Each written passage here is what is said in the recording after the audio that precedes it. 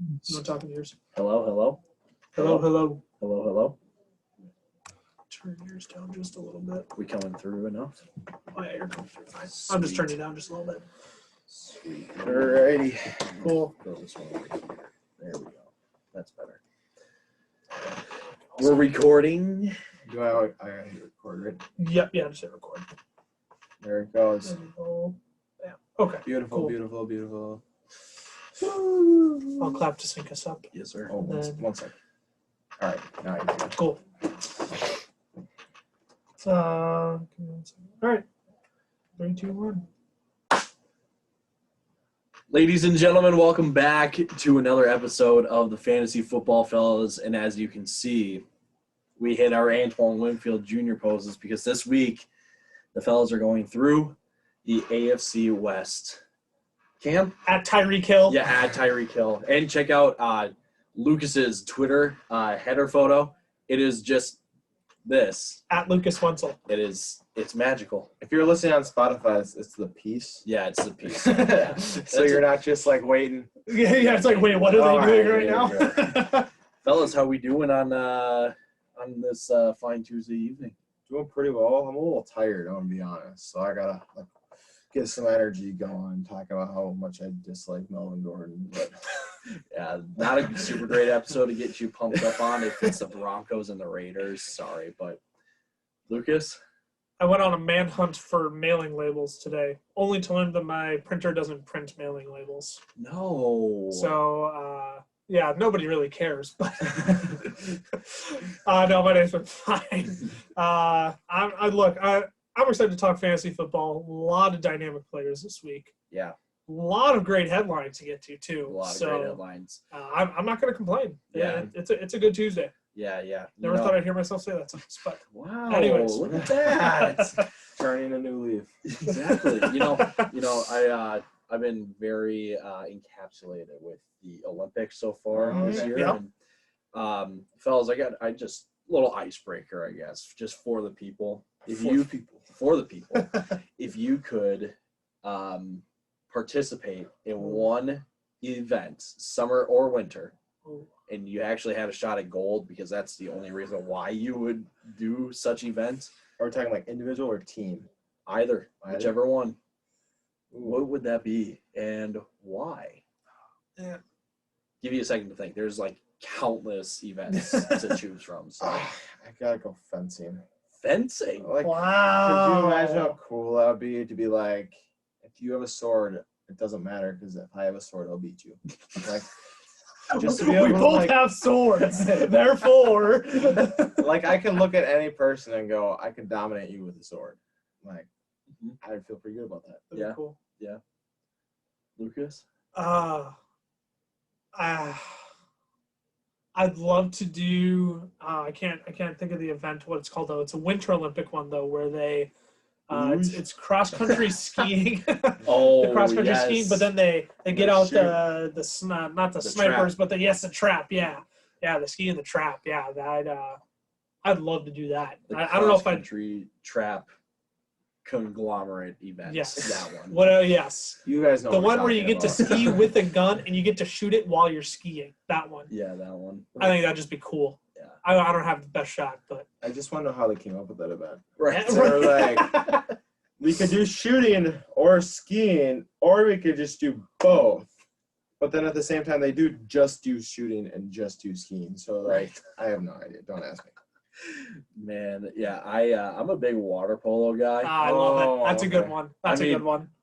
When growing up, any kind of pool that you play in, yes. You are pretty much playing water polo if you have a ball in your hands exactly. in some way. So, I don't we know. played that in middle school. Hey, really? We didn't allow. We weren't allowed to like tackle each other. Oh, but no, we got after it. We got after it. Man, we were the same middle school. What Barry just hated you. I definitely did not have that experience, and I'm a little disappointed. But you know what? I can watch professionals do it, so I'm not mad at all. As Lucas alluded to earlier, there are some headlines that are worth diving into after this. I mean, we're entering training camp now, so news was going to fly no matter what. but I think the sheer magnitude of the headlines kind of surprised us all. Absolutely. So, Cam, I'm going to start with you with one of the more interesting headlines this week. Go ahead. Floor is yours on this one. Yeah, so Michael Thomas being out was just, that hurt a lot because he was pretty much one of all three of our big, bargain players. He was someone he's falling in the middle of the third round. You were kind of excited to take him there because you knew how good he can be. Potential wide receiver 1 overall. And so, that was just a great option. But now it's where do you take Michael Thomas? The report is he'll be out 12 to 16 weeks. So that's we're looking like week 6 to maybe even up to week 11 he could be out. And if we learned anything on Michael Thomas's ankle injury from last year, you got to think it's probably going to be closer to that week 10, 11. Mm-hmm. That's just how it went last year. So if I were to draft Michael Thomas, I would assume when he gets back, he's not going to come back till he's healthy this time, because he doesn't want to repeat what happened last year. And so when he comes back, he'll be Michael Thomas. But I would draft him with the thought that he doesn't come back to week 11. Mm-hmm. So that pushes me back, I don't know, around 8, 9, because there's just so many other good wide receivers that you can take that will, if he returns to peak form, he'll be outscoring them by 10 points a week. But if he doesn't, if he's in that 17, 18 range, he'll only be three points ahead of him. And I can't justify taking someone who's only going to score me 3 or 4 more points for 7 weeks than someone who's going to help me put W's up the whole year. So he's a guy that you definitely got to let drop. If other people are willing to take him thinking that he's going to be back in week 6, then you let him. But I would not reach on Michael Thomas right now. No, not at all. Not at all. I agree with everything there. It's just there's such a cloud over any kind of, judgment with MT at this point that you just take a stab at it and you just don't reach. That's all you can do. But I think the thing that at least for me, is Alvin Kamara is now the clear-cut running back 3. And if you want to start, he's wide receiver 1 of that team. I'm going to say if you want to start trying to take him ahead of that, in that 2-3 range with Dalvin Cook, I think you can, just because of the sheer amount of volume that he's going to get. Yeah. You're not throwing the ball to Traquan Smith 20 times a game. Even if Taysom Hill is quarterback, he has to throw. He's going to throw the ball at least 25 times a game. Yeah. Kamara's running slant routes out of the backfield. Eagle routes. He's going to be he's going to get at least 80 catches, maybe be pushing 100 just because of the amount of catches that he's going to need. We saw that last year. It was just the volume was unreal, and I think he repeats it this year. Yeah, for sure. Lucas, just one question on this before we move on to your topic. Do you think this kind of update to MT actually kind of pushes Jameis out of starting contention and actually just to give the offense another element, they start Taysom Hill? That wouldn't surprise me in the least. Taysom Hill adds the aspect of, are we going to run a read option right now, or are we actually going to do an actual football play? Not that a read option isn't an actual football play, but we've seen how that's worked in previous years. So I'm sure the Saints are sitting looking at the situation and thinking, how do we diversify this team even more without Michael Thomas to keep teams guessing? Taysom Hill, there's no question he's the more mobile quarterback out of the two. Yeah. It wouldn't surprise me. I'm not ready to say they're definitely looking at it, but that's the other thing that's in Saints camp right now that I'm just can you just tell us this now instead of waiting until the first day rookies report, right? Yeah, and it could be they just think, Michael Thomas is out. We just Drew Brees. Might as well just have this year be an experiment and we go the Taysom Hill experiment. And you just try it for 7 weeks. And if it doesn't work, it doesn't work. That might be their thought process, but again, we're not Sean Payton, so. Yeah. And the Saints made a blockbuster move by signing Chris Hogan as some sort of replacement. So there's the only person you can be sure on with the Saints is Alvin Kamara, and that's it. That's all there is to it. So, Lucas, on to you now in your headline of Deshaun Watson. Yeah, so Deshaun Watson's at training camp. That's the best news that's not true. I was going to say the best news I've heard in a while. That's not true. To me, I hear, wow, Deshaun Watson's actually showing up. He's actually not going to forfeit his pay. that seems like a good indication. And maybe it's the fact that the Texans have finally said that, hey, we're willing to trade Deshaun Watson. Yeah. Maybe he's thinking, wow, there's actually some cooperation here now. Maybe I can cooperate a little more. I don't know what the thought process is, but he's at camp, which that excitement got me to putting him back into my top 5 quarterbacks. But Top 5. Top 5. that was, hear me out. Ceiling. Hear me out. Hear me out. The fact that it was the excitement of the moment. Sure. He's at camp. He's going to play this season. All And then I right. had to, remind myself, if Deshaun Watson might be lucky if he makes it through half of the NFL season before the NFL is like, actually, No. you've done some very inhumane things. Yeah. So that could be the other thing, is he's only showing up to get the paycheck now because he's not going to be around later. Right. Right. I shouldn't say inhumane things, but Not things good. that Not are good. questionable.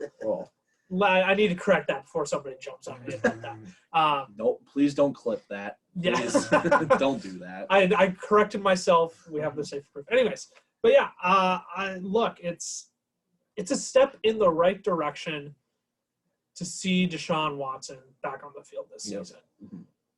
I mean, the Texans are asking 3 first rounds and a starter. and a a starter, or more. 3 first round picks or more, which I thought was great. It's like, yeah, if you want to throw in a 4th, we'll take it. No, Exactly. if you're asking for 3, you're asking for 3, right? Yeah. It's like the Lakers, right? If you're asking for 5, or the Pelicans, and you're asking for 5 for Anthony Davis, like you're asking for 5. Yeah. But anyways, that's irrelevant. But yeah, we'll see what this means for Watson. I'm not ready to say he's draftable, but at this point, I mean, if he's at camp, at signs, he's more likely to play than not. Mhm. At least the Texans think he's going to play. Yeah, right. And up to personal opinion, if you want to draft him, again, don't draft him as your starting quarterback. But if you want to draft him as your second QB, I think now it's totally. Yeah. I think it's fine. I think that's totally fair game to do now. Mhm. Absolutely. I have to preface this. I am by no means an expert in the legal system or anything, and especially with the NFL and how they discipline players. But there was something that came out today that said that the NFL is now starting to kind of get a little involved with everything going on with Watson and stuff.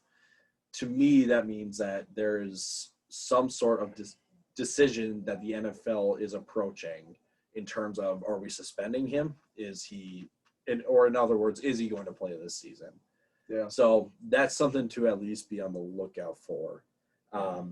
The reminder is we had Adrian Peterson like that too, where we all thought he was going to play. And then And ended he up. didn't even play one game, or he didn't get to play it all that year. I think he played week 1, And then after and then week week 1, 2 it was. So, Yanked him. Yeah. Yeah. so there's precedent for that. Yeah, definitely. Lucas, give me 3 teams that you could see making a move for Watson. Maybe not this year, but knowing what the Texans are asking for, who do you think has the capital that can make a move like that? Man, I don't know if the Dolphins have the capital, but I'd really love to see Deshaun Watson in a Miami Dolphins uniform. I think I think that's a piece they need Yeah. to put them over the top. Yeah. Mhm. Again, I don't know if they exactly have the pieces or want to forfeit the pieces to do that, but I think they're a team that probably should go after Deshaun Watson. I'm going to say the Eagles only because they've been in rumors recently, though I don't agree with it whatsoever. I mean, if you want to throw Jalen Hurts in that deal and give him 2 firsts or something, I guess you could do that, but that's not an exciting spot for Deshaun Watson. But I'm only going to throw them out there because they've been in rumors at least. Mhm. And I really hate to say this one, but only because the situations, and we're going to get to this one next, but the situations are just, I guess I can't say that anymore, though, because I was going to say the Packers and include Aaron Rodgers in that deal, and then you have to give up less first-round picks, but Rodgers wouldn't. He wouldn't go to He would Houston. retire Right. before he played in Houston. You're right, exactly. Did you think Denver? Denver would be another one. Yeah, I think it'd have to be Denver. They're a quarterback away. I I think- think that's what their roster's at right now. I think it'd have to be. That would be my other, Mhm. surefire pick. So I'd say Dolphins, Eagles, and Broncos. And John Elway would, oh my goodness, he would just it'd be the best day of his life. It would be the second best day of his life because he got Peyton Manning. But Yeah. it'd be the second best day of John Elway's life if they landed Deshaun Watson. So Very true. I could see them being aggressive. Yeah. Mhm. And I think this just kind of popped into my head, just kind of thinking about this whole situation. I wonder if the Texans try to hold on to Watson as long as possible, obviously, right? But I wonder if it's more so to see what Trey Lance does with San Francisco. That's another spot I was thinking too. When they maybe as a piece for trading, but also when San Francisco traded up, they gave up 3 first-round picks for That's the spot true. to get Lance. So I wonder if Houston tries to, kind of squeeze Watson out as much as they can to see what Lance does, to see, okay, what is fair compensation for 3 first-round picks? And they're kind of hoping on the upside for Lance, Well, obviously. And the Rams paid Jared Goff and 2 firsts for Matthew Stafford. So, The market's there. It sounds awful. It sounds crazy, but at the same time, that's the way the NFL's been going. As teams realize, if I don't have that quarterback, my chances of winning are very slim. There are very few teams that do it without a quarterback who either gets hot at the right time or is just really good to begin with. Yeah, for sure. So definitely something to watch for. As we said, you can definitely take Watson as a quarterback too now, but just watch for news on everything that happens with him. It's not a sure thing that he comes back and plays this year. So For sure. With that, we move on to one of the other 3 big headlines that came out this past week, and more so today and yesterday. Yesterday, the big ones. Aaron Rodgers is back and back for another season with the Packers. 1 year. 1 year. 1 year. 1 year. I have to say that as a Viking. 1 year. That's it. We need to Get him this out then. We need to get it out right now. It's just for 1 more year. It seemed almost seemed impossible that he would come back, and now he's back. Yeah. So Vegas was starting to change their sports books a week ago to say that he wasn't going to come he's not back. coming So. back. Well, they're speculating retirement. Yeah. Then they took him off entirely. That's crazy to me. Yeah, insanity, really. But a big part as to why Rodgers came back is because he has a new reworked deal with the Packers. And per Adam Schefter. No name beat writer? I'm just kidding, Shefty. I'm just kidding. Sorry. Here are some of the new details in Rodgers' contract. The last year of Rodgers' current contract is voided, with no tags allowed in the future. So there's no transition tags and there's no franchise tags, and there's 3 more seasons at most with the Packers for Rodgers. The Packers and Rodgers will do this again at the end of the season, where they take a look at the current status of everything and say, okay, you want to stay or do you want to go? And it's implied that if Rodgers doesn't see an improvement with the culture and with the people and pretty much the entire situation in Green Bay will trade him. They won't cut him because you're definitely going to try and get value for Rodgers. Yes. Yeah. But the other big thing is that the Packers actually have more cap room now this year because of money in that voided year. So the other, I guess, implied kind of detail of this contract is how Rodgers has a little bit more say in, what happens in terms of player personnel and transactions and stuff. He's a player coach right now. He's a player coach. Yep. If you fans thought you owned the Packers, you're wrong. Aaron Rodgers owns the Packers right now. Yep. And I mean, the first move of that was shown today when there were reports coming out that the Packers are bringing back Randall Cobb. I heard it was Randall Cobb for Devontae Adams straight up. I didn't. Funny enough, I heard the same thing. Must be true. Absolutely kidding. No one really knows what the deal is besides Cobb going back to the Packers. There's going to be some money that needs to be worked around because I heard that Randall Cobb is getting $8 million this year from the Texans. $8 million. Oh. Let me say it louder for the people in the back. $8 million. Okay? That's a lot. So we'll see what happens, but reports are saying that Cobb is about 90% done to go back to Green Bay. So, gentlemen, let me ask you, what are your odds for Rodgers staying for another season after this season with a playoff berth or a Super Bowl appearance. 0% for playoff berth, 45% for Super Bowl. I think he's 30% no matter what, and is 100% reliant on. I guarantee at the end of the season he's going to go, this is my list. You give me all these players and I'll stay.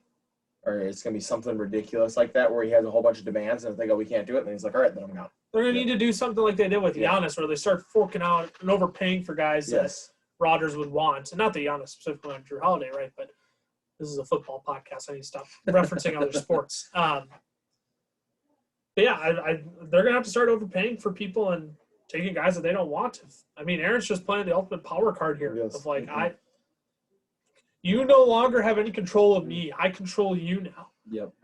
He's vaulted himself there, and whether you agree with it or not, you just kind of have to deal with it. And the thing I think that's just scary most as a Packer fan is this: if they're doing all this for Aaron Rodgers, this means that they do not believe in Jordan Love right now. Yep. Yeah. If you believed in Jordan Love, you would not be putting up with this crap. Yep. They could have taken. Rodgers knows it. Yep. That's the thing. Rodgers knows it 100% that you do not believe in Jordan Love. They could have taken some guy by the name of I don't know, Justin Jefferson instead of Jordan Love. They could have traded up to get Justin, and they didn't. They took Jordan Love.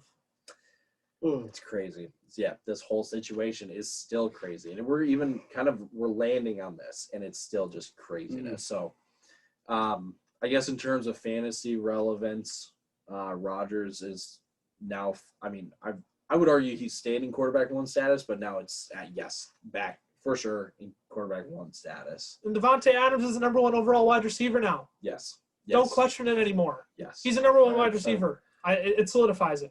Yeah, and I'll clarify. I'm not saying Rodgers is the number one quarterback in fantasy. He's in the top 12. He's of all starting quarterbacks. And more likely in the 7 to 11 range. Yes. Agreed. Man, this headline little segment went a little long, but it's worth Just it. blow through the rest. Just read off the rest. I've got it all right here. That's what I'm talking about. So, the Saints signed Chris Hogan. Vikings signed D.D. Westbrook, which I love personally as a Vikings fan. Getting excited over a mediocre signing. Yes. Perfect. That's exactly what the Vikings needed. Per our favorite anonymous beat writer out of New York, out of New Jersey, Michael Carter will eventually become the 1A back, or could actually be the 1A back in the backfield right now for the Jets, which we've all been harping on. We've been saying it already. Nothing's changed from that statement. Yep. Lucas touched on this with Watson, that the Texans want 3 first-rounders and a starter for Watson. The Texans are finalizing a trade for Bears wide receiver Anthony Miller, who cares? They're giving away They're giving away. It's true. They're giving away Randall Cobb and just replace it with Anthony Miller. I mean, who cares? They're still going to be 2-15. Who cares? Mediocre trade of the week. I mean, we touched on it last week. Or 2 weeks ago. 2 weeks ago with Nico Collins and all these other wide receivers. It's really open, it's open game, it's open season for any Texan wide receiver to claim the starting role. So Mike McCarthy, head coach for the Cowboys, anticipates playing Dak Prescott in the preseason, which means that he's a lot farther along in rehab than I think a lot of people were assuming. Love that for all Cowboys players. Yep. We touched on Randall Cobb. Zach Ertz reported to Eagles camp today. Wow. So big deal. Send him to Indy. Send him to Indy, please. Kyle Shanahan says that Jimmy Garoppolo is the quarterback 1 and Lance is quarterback 2, and there is no open competition this season. Hey, I'll give him credit. At least he's more direct than Matt Nagy. Yes. Promises sometimes get crazy, kids. Yeah. He said that himself. That's why I'm saying. Or Urban Meyer. Urban. Trevor Lawrence maybe starting. He might not be. I don't don't know. Lance, you're the number 2. Get over it. Yeah. I can appreciate it. Anyways. Yep. The brutal honesty with Shanahan will never get old. Broncos GM George Patton, former Vikings assistant GM, said that Jerry Jeudy might be among the best, if not the best, receivers in the entire NFL at getting separation from corners. Yep. Got insane route running skills. I He's said that coming out. also might be one of the best, if not the best, at dropping the ball. So This is just the cold hard facts. This is just the facts that you won't get anywhere else but with the fellas. I think he had 14 last year. So Yeah, bad. Deontay was like Se- one or two yep, more. he was second behind Deontay. It was, yeah. Yikes. And we will touch on Jeudy in just a bit when we go through the Broncos. But last headline, Bears head coach Matt Nagy says that 20 weekly David Montgomery carries is very doable. Yeah. So, Tariq Cohen's knee is still bad. yep. It's doable. Oh, I need to go through our PUP ads also. Oh, yes. Do those that's quick. huge. Okay, real quick. Tariq Cohen is on the PUP list, so Montgomery will still have a little bit of volume at the beginning of the season until Cohen gets back. Amari Cooper is on the PUP list. But He'll be back expected to start mid-August. Yeah, he'll be back soon. DeMarcus Lawrence, doesn't matter. That's a defensive end. Ronnie Stanley could impact a little bit with the Ravens just because that is an all-pro tackle that is on the PUP list, and all they do is run. and all they do is run. So Yeah. Throw to Mark Andrews. they've got other good pieces along the line, so he won't be dearly missed, but he Yeah. will be missed in some regard. So then Eric Fisher for the Colts now, after he signed a 1-year deal with them. That can maybe there's just a glaring hole now with that Indy line on the left side. Everything else is fine, just that left side. That's right. Quentin Nelson will block all 4 That's straight. he'll do it himself. Stephon Gilmore actually was on the PUP list. It's because he doesn't I didn't want to know show that up to one. camp. Yep. That's what I heard. I heard it's because I heard he didn't want to show up to camp. But also, it wouldn't surprise me. Yep. Saquon Barkley, I think that was reported last week or so, Yeah. but they said the Giants said they're going to take their time with him. He wasn't confident when yeah. he talked to the press either. So So- he wasn't like, "Yep, I'll be there week 1." He was like, Yep. "We're taking it one day at a time." So We'll see. Yeah, we'll see. That's Come what on, I'm man. saying. We got a draft soon. Come on, man. We're all desperate for running backs We at this are. point, We so are. that did not help. And then obviously Michael Thomas after the news of his surgery. So those are all of the headlines that I saw. A lot. There was a lot, and I think this is just kind of an anomaly just with training camp starting and stuff. We'll see other kind of injuries picked up, and we'll all that definitely have stuff. more to come. And this Yes. is the end of the headlines, but not this much this fast. Yep. It helps when you had 2 top 10 quarterbacks potentially not playing for their teams. Yeah. So. Yep. True. That adds a lot of conversation. Yeah. Yep. All right, so now we will turn our attention over to the AFC West. And we're going to start off this division with the Broncos and the Raiders. I'm pretty sure we all have them finishing 3-4. Yep. In that Broncos 3, Raiders 4. I had Raiders knock out the Chiefs. he says with a smirk on his face. Wow. I mean, it happened last year. They can do it in the regular season. I agree. Yeah. We're all on the same page.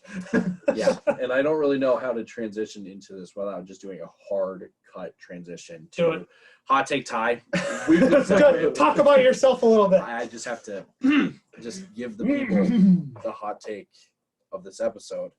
And this involves Jerry Jeudy and Courtland Sutton, the wide receivers for the Denver Broncos. And the hot take of this episode is that both of the wide receivers will finish the top 30 of all wide receivers in fantasy this season.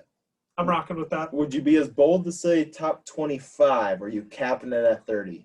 See, I thought about saying this. Don't do it. I burned myself thinking top 25, so Oh. I can't. I All right, had to all turn it back You down know, to that 30. is fair enough. I think next season All it's right. definitely possible. But here's the thing: Sutton has 1 year left on his deal. Who knows what happens after this year? And Who knows who the quarterback will be? true. If If it's Watson, it's if Watson goes to the Broncos, are they 2 top 25? yes. All right. Yes. Okay, so let's start with the Broncos, gentlemen. we're going to just run right through this because there are just maybe a handful of fantasy relevant players. Yeah. So the quarterback situation in Denver, everyone knows they traded for Teddy Bridgewater while Drew Lock is already in the building. So, Cam, who starts, Drew Lock or Teddy Bridgewater? I got to think Teddy. You just know what you're going to get with Teddy. Like, he's done the same thing every single year. I think Drew Lock's still got more potential. But we've never seen him. We've seen like maybe one game where Drew Lock put it together. I mean, that's it. So it's got to be hard for them to go, oh yeah. But at the same time, you took a first round pick on him. So on Lock? Yeah. He was a second. He was a second. Oh, he was a second. He was All a right. second. So that's still high enough to say we trust you. I'm going Teddy then for sure. I thought Lock was a first round pick. Yeah. Lucas, how about you? Yep, Teddy Bridgewater. Yeah, I just find it hard to believe they trade for a guy after seeing the disaster of Drew Lock was in and out of games last season with health, but I mean the Drew Lock experiment so far has not proven to be all that great. No. Yep. I mean the thing with Teddy is he's a game manager. Like nothing's exciting about Teddy Bridgewater for his fantasy value. His QB 19 last year, but I don't see how he performs better than that with a better defense this year in Denver. A team that prefers to run the ball, even though the volume really didn't show that last year because, I mean, the Broncos were just – we won't discuss the 2020 Broncos. But, I mean, Teddy's a game manager, and that's just what he is. And that's – sometimes an NFL team just needs that. It's not what fantasy teams need. But Teddy Bridgewater is going to be the starting quarterback. He did have 3 top 40 wide receivers last year in his team. This is true. Right, So he can support it. Absolutely, yeah. And I'm not saying Teddy Bridgewater is going to be a bum this year. I'm not saying he's going to be awful. I think he'll support, I think it's totally real. He supports 2 top 35 wide receivers. But his career high in touchdowns is 15 for a season. So that should tell you all you need to know about drafting him in fantasy. Yeah, the upside is not there. Yep. We love Teddy as Minnesota fans. We love Teddy. I've been screaming Teddy. Hey, Teddy. I've been. Yep. Throwback to the Fox 9 little song that they. Yep. Yeah. So I hate to burst the bubble, but Vic Fangio said that Locke will get the first snap at quarterback. Well, Vic Fangio needs to be fired. He's a defensive-minded coach. He shouldn't be making quarterback decisions. I say these things, and I need to calm myself down afterwards. I'm calling out people who know far more about their teams and NFL schemes than I actually do. So, anyways. But I have reason to believe with you guys, the offensive coordinator for the Broncos is Pat Shurmur, who I'm pretty sure was around. He was around when Teddy came into Minnesota. So there's a connection there. And like Cam said, Lucas said, you traded for him because you saw what you got with Locke, and it wasn't anything spectacular, wasn't anything that you could win with. I'll say that. So, gentlemen, yes or no, are either useful in fantasy this year? No. Okay. No, they're not quarterback twos. Good job. So, that's correct. Now we're going to move on to Melvin Gordon, who last year was a starter before the draft this year when the Broncos traded up in the second round to grab arguably the number 4 running back in the class in Javonte Williams. We all kind of have Gordon ranked in the late 30s, with highest being 35 with me and Cam, Lucas at 39. I don't really want to talk about what his role will be with Williams. It just seems like too much of a head case to go through. I mean, last year he had 200 carries, but he didn't have 1,000 yards. So he averaged 4.6 yards a game, but it's just the problem is he only started 10 of the games. So you just never know what you're going to get with him. And that was with Philip Lindsay, who they were like, we don't want you anymore. So he was 13 points a game, and then it was pretty much 10 to 15. That's what it was. And so if you're okay with it, it's just I think we understand that he'll probably put up decent stats. But personally, I think all 3 of us are just out on him. Yeah. And like you said, you trade up in the second, you're gonna use Javonte Williams a lot more than you used Philip Lindsay last year. Yep. And it also seems like you can back me up on this, but it seems like Javonte is more of a pass catcher than Melvin Gordon. Yeah, I don't know what to make of the rules because I could just as easily see Melvin Gordon getting most of the third down work too and being a pass catcher. Melvin Gordon's never had under 30 receptions, and he's had as high as 58 receptions in a season. Yeah, so I could see Melvin Gordon taking most of the third down work, but at the same time, Javonte Williams has that in his arsenal as well. So Trade him to LA. I don't. Yeah, Trade him to the Rams. The Rams. The Rams would utilize Melvin Gordon. They wouldn't, revive his career, but No. Melvin Gordon would be put to use in LA and probably get another contract out of it. Yes. I would like to think. It almost makes too much sense for Melvin Gordon to go to the Rams because Gordon has 1 year left on his deal, and Akers is out for this year, so Akers comes back next year. You can just let Melvin Gordon walk. His gig again, right? Yeah. It makes too much sense for it to actually happen. Exactly. And I really want to think the Broncos will take pennies on the dollar for Melvin Gordon because nobody actually wants him. Yeah, no one wants a contract. Right. Yep. Ugh. All right, we will move on to the other running back in Javonte Williams. Lucas, when do you think Javonte kind of takes over the backfield in Denver? As soon as Melvin Gordon doesn't want to be with the Broncos anymore, whenever the Broncos want to be done with Melvin Gordon, I think that's the most indirect yet also most direct answer to the question. Yep. I think the best case scenario is for Javonte Williams at least is Broncos dump Melvin Gordon to whoever to wherever. Yep. And Javonte Williams gets over all the touches. He's a 3-down back. Probably the most realistic case for Javonte is he gets a majority of the first, second down work. Melvin Gordon, gets a majority of the third down work, and then Mike Boone works his way in there. They want to use Mike Boone. They want to use Mike Boone. I wouldn't say that if they didn't say that. I love Mike Boone as much as other fans, but I'm okay with letting him walk too. Anyways, I don't know. I'm just the more I was looking into this scenario, and the more that I realized Melvin Gordon's actually ready to be back at camp and competing for this job. The more I'm out on both Broncos running backs. I don't. Dynasty, you can take one. In redraft. In redraft, I'm out on both. In Dynasty, I'm all over Javonte Williams because he'll be unleashed next season. Yeah, I'm all over Javonte Williams in Dynasty, but I mean, maybe I should also make it known now that I've said I'm out on a rookie running back, Javonte Williams is likely going to skyrocket this season because right. I said the same thing. I said the same thing about Jonathan Taylor last season when Marlon Mack was still healthy, and the coach was like, "Yeah, Marlon Mack's our guy. Are you kidding me?" And I'm like, "Why are we drafting Jonathan Taylor in the 4th round then? This is absurdity." And then we all know what happened after that. So now that I've said I'm out on Javonte Williams, now's your chance to probably go out and draft him. But no, I mean, my advice is it's starting to feel like a committee when it was really starting to lean towards not being a committee. Absolutely. And I'm out on committees. Yep, as we all are. So let's move on to the wide receivers. That's really it with the backfield. Cam, give me one reason why Courtland Sutton can finish as a top 5 wide receiver in fantasy. As top 5? 25. Oh. Yeah, I was no chance for 5. There's no chance for top 5. I was going to say, I don't have a reason. So there you go. Top 25, his second year. Who's this quarterback? Joe Flacco, 2019? I think Flacco and Locke. Yeah, it was a mix of the two. So not great quarterback play. He had 72 catches on 125 targets. So he's maybe high 50s at best, reception rate. Yep. Bridgewater is hyper efficient. So he'll probably get the same amount of targets with better receptions.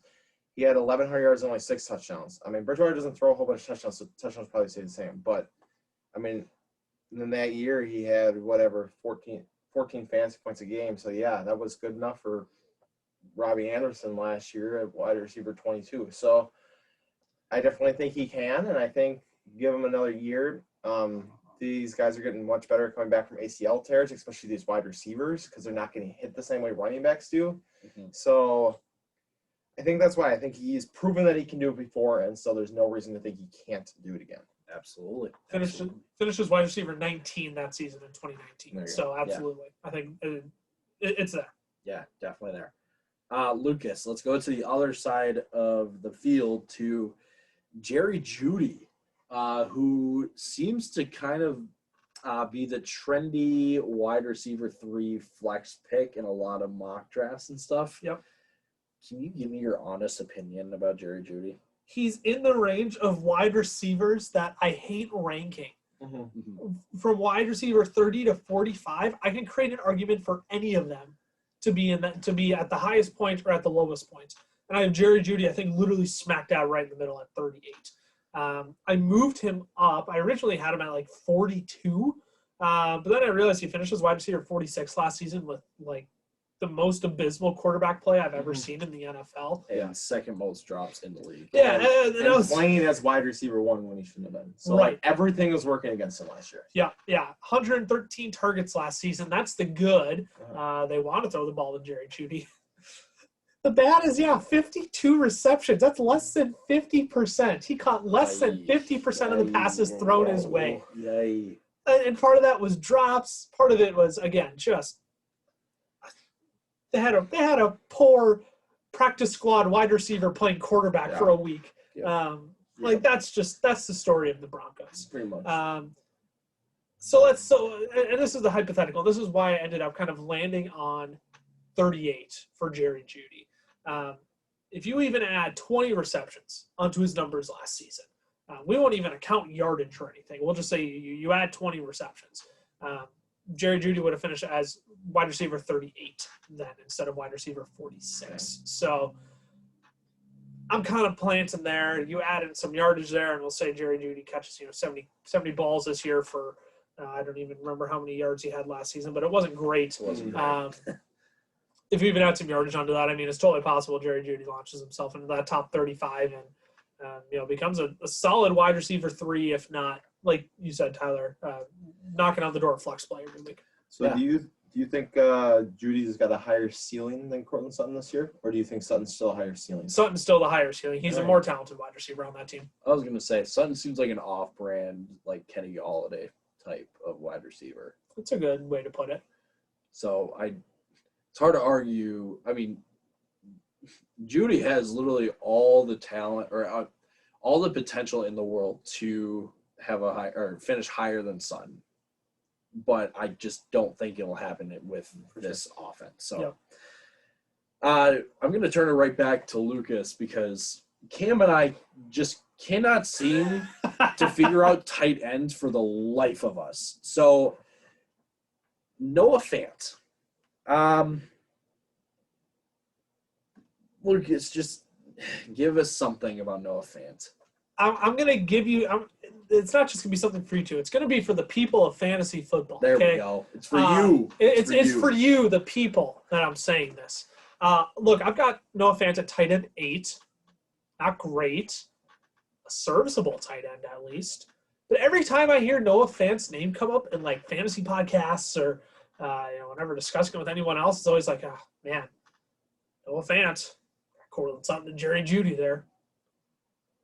Do you like? I don't have any numbers to like make a pro Fant argument for you. I'm not even going to try to do that. Like the numbers are fine. They're not abysmal. I'm not sitting here like saying, oh man, it's dreadful season. I'm going on pure upside here. But like, do you want like an acceptable weekly tight end with upside on your roster at a position that's literally a desert for fantasy football?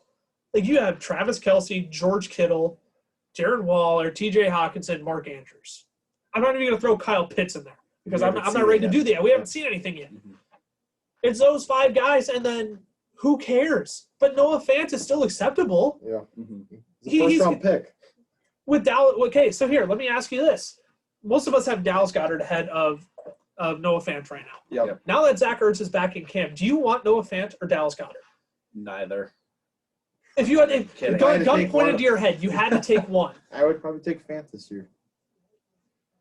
Just because I don't know what Serrani's going to do with Ertz. Yeah. Yeah, I would probably take Fant. You want Mike Gesicki or do you want Noah Fant? Ooh, that's a tough one. That one might be a little more reasonable. I'd probably take Gesicki. Because it just seems like Gesicki is more of the red zone threat. I'm gonna go Fant. There's just too many. Yeah. Although Gesicki depends on how Devontae Parker plays. If Devontae Parker's a non-factor, then I go to Gesicki. So That's totally fair. That's a tough one. But right. Yeah. The point is, these are still guys you're thinking about draft. Bob Tunyon or Noah Fant. I'm going Tunyon now. You're going, okay, With Tunyon. Rodgers Okay, back. with Rodgers back. Oh, I can actually, understand it. no, I'll go Fant. I'm still, Tunyon was 2 touchdowns. Interesting stat I heard today. We're going to take a turn on Rodgers. Just for, I need to throw this out there Yes. to add Let the people this know. argument. Rodgers' touchdown percentage last season in comparison to his passes thrown was 9%. The average is 4.5 in the NFL. Oh, wow. It's so quarterback. So for reference, Mahomes, when he had his 50 touchdown season, he was right around 9%. He fell all the way back to 5.5 the next season. Then he was up to 6.1, 6.2 last season. Rodgers even takes a 2% fallback. That's still it's still 30, mid 30s TDs. But man, Bob Tunyon catching 11 touchdowns. That's how many Travis Kelce had. Yeah. I'm taking Fant ahead of Tunyon 20 times out of 20 this season. Alrighty. Yeah, now that you say that, I'm definitely taking Fant over Tunyon. So my point is, you're happy to talk about all these other people, but Noah Fant comes up and you're like, oh man, Noah Fant. Fine, don't take you could all pass on Noah Fant. I'll take him as my tight end in the 8th round. Yeah, that's fine with me. I've got good depth built up to that point. I'll take Noah Fant as my starting tight end if you don't want to. Yep. No numbers. I'm just saying. Yeah. Let's put some respect on Noah Fant at least a little bit, that he's an acceptable option for your team. Right, for sure. Right. That's all I'm trying to say. So. Right. So this has been quite a episode so far. So we're just gonna breeze through the Raiders. Yeah, we got to fly through the Raiders. Yeah. Go with me. So not a lot to talk about. Here's all that we're gonna. I'll start it off with this. They have no offensive line at this point. Like they got rid of every single player except for their tackle. Oh, they kept their 4 tackle. 5. All right, my bad. And they brought back Incognito, but he's late 30s. Yeah. He's getting to the point where he shouldn't be playing anymore. So you add that into what John Gruden likes to call an efficient offense, which I'm going to – In what way? In what way? 3.9 yards per carry? We put John Gruden with Urban Meyer. Yes. That's our comp. Yeah. Or that's my comp. It's the unpredictability, trying to be too smart or trying to be overly smart, and then you just psych yourself out. Kind of like how Chip Kelly was. Yes. Yeah. Absolutely. Yeah. Okay. That's good. Now we're going to go through the players. Derek Carr finished as QB 13 last year, which that surprised me. He's been a top 20 QB his entire career. His lowest finish is QB 20. That's crazy. That's wild to me.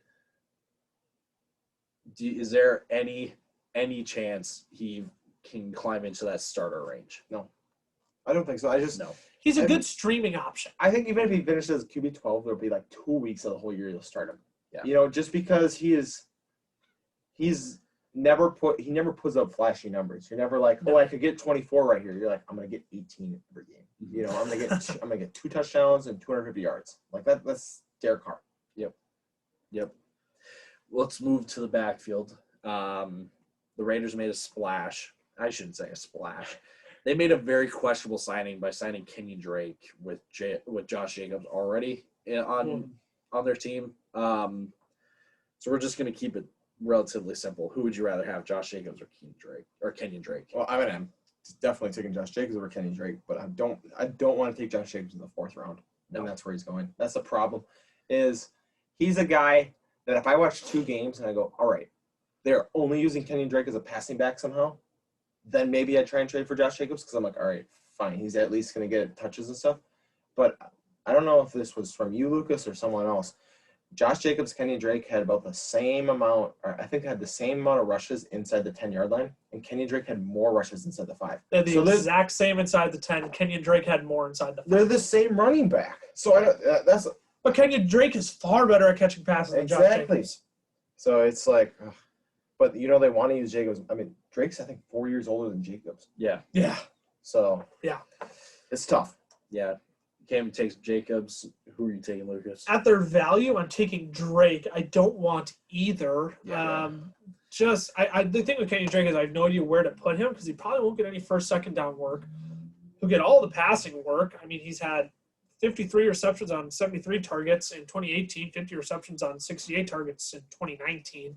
I mean, you've seen Chase Edmonds have 3 top 10, top 8 finishes where he's only had 3 carries, and he's done it all by passing work. So I don't know if they want to try and have him fill a similar role. I don't know why a team would go out and be like, yeah, you know what? We need a guy like Chase Edmonds on our team. You know what I mean? Like, I'm not saying that's what Kenny Drake's going to be, but I mean, based on they're both efficient at the goal line. Yep. Kenyon Drake could be the better value out of the two this year. Yeah. So at their ADP, I'd rather have Drake. I'd rather have Drake at their ADP. I don't want Ethan on my team though. Yeah. It's a committee. I don't want committees. Yep. I want nothing to do with them. Fade running back committees. That it's just as simple as that. Mm-hmm. Let's move to the wide receivers. I think the one guy, Henry Ruggs, who seems to be, or who's projected to kind of walk into that wide receiver 1 spot. And I think, would you guys agree that he's a consensus kind of sleeper pick for all of us? I think he is for the entire world right now, to be honest. True. He's too trendy for me to say I like him as a sleeper pick. I want to like him as a sleeper, but I've just seen him so far. But I mean, I wrote him as my sleeper, so I got to say he's a sleeper. Right. But he's becoming to that point where it's like all over the place. You see him as a sleeper. Everyone's got to be quiet about him. Right. He's creeping up into where it's like 8th, 7th, 8th rounds in some of these drafts, and you're just like, well, I can't take Henry Ruggs there ahead of like Robbie Anderson and stuff like that, you know? Yep. Yeah, he's a hard one to really argue a higher pick. Hard to take a guy who had 43 targets in 12 games last year. And not much has changed. No. Not much has changed, other than they added another wide receiver, John Brown. And they swapped Aguilar for Brown. Yeah. That's essentially what they did. I wonder if Ruggs kind of fills into that deep threat that Aguilar kind of fit into, but you would hope that as a 12th overall pick last year that he takes a step forward this year. He needs to. He needs to desperately. Yeah, it was a major disappointment last year. We touched on the other wide receiver just now, John Brown. He's not draftable at this point. No. I don't think. But he's going to be a guy you add on waiver wire. Yeah. He's going to be a waiver wire guy somewhere between week 2 and week 5 of the NFL season. That's what he is every year. He's a guy everyone says, John Brown might be a guy to keep on your radar. Never gets drafted, but he's always on a team by the end of the season. Mm-hmm. I mean, last season he was injured in and out, but I mean, I think John Brown is a good fit in this offense. He's shown he has 2,000-yard seasons, I'm pretty sure. Yeah. He's a talented wide receiver. Right. He's a talented wide receiver. So he won't be drafted, but he'll be a waiver wire ad. Absolutely. That's the thing for me is he might be a guy that you look at take with your last pick. Yeah. I'd be okay with that. Just because you give him 2 weeks and you say, all right, if he shows that he's the number 1 over Henry Ruggs, then I keep him. If not, then I get rid of him. Yeah, flip him. So yep. I like to call John Brown the Cam Newton of wide receivers, where he will start week 1, week 2 in double-digit territory. You're like, oh, I found some value here. Then he'll either get hurt or he just will not be relevant anymore from that point on. Yeah. Maybe Ben Roethlisberger is the better player comp. I'm not saying Watkins. Yes. You're throwing a ton of players that would fill that role. The hot players from weeks 1 to 3. And then after that, so don't buy into the trade bait if he's good for 2 weeks. Yeah, don't do it. Don't do it. I'm going to take this last one. Go for it. Because it's Darren Waller. Yes, he's a tight end, and I just said that Cam and I can't figure out tight ends for the life of us. Darren Waller's he's not a hard one to figure out. We can figure this one out, okay? I'll sit back. I won't say anything. I'll just sit back and kick back. And there's no stats for this one either. Darren Waller finishes tight end 2 last year, only behind Travis Kelce, who had a career year last year. And if you put Kelce's, tight end scoring into wide receiver scoring, he finished as wide receiver 4. If you do the same for Waller, Waller finishes as wide receiver 6, which I think is flying way under the radar right now. But I can understand that the hesitance with Waller and just the Raiders offense at this point. But he's still an elite tight end option for your fantasy team. He's the number 1 option by a lot. By a mile. By a country mile. Yeah. So that's all that really needs to be said about Darren Waller. Don't reach for him. Just with every other tight end, don't reach for him. Yeah. But by no means is he a bad pick for, any spot that you really take him in. So Where's the highest you're willing to draft him? third Because round. now, I'm going end of the third. see, I'm going to 2-3 turn. Oh, wow. 2-3 turn. Wow. See, that's why I got Kittle. That's why I would take Kittle there. See, Yeah. so do you have Kittle ahead of Waller? I have Kittle ahead of Waller. Okay, that's fair. I can understand that. I can understand that. I think Waller or Kittle should go at the 2-3 turn. One of those two, depending on your preference. And I think then the third then falls in like mid to late third. Yes, absolutely. And then I wouldn't touch tight end after Waller for 2 more rounds. At That's least. my personally. Yeah.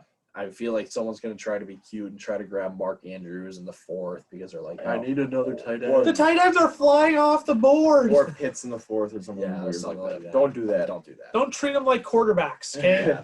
Please don't. For yourself, if you want to do well in your fantasy leagues, don't do that.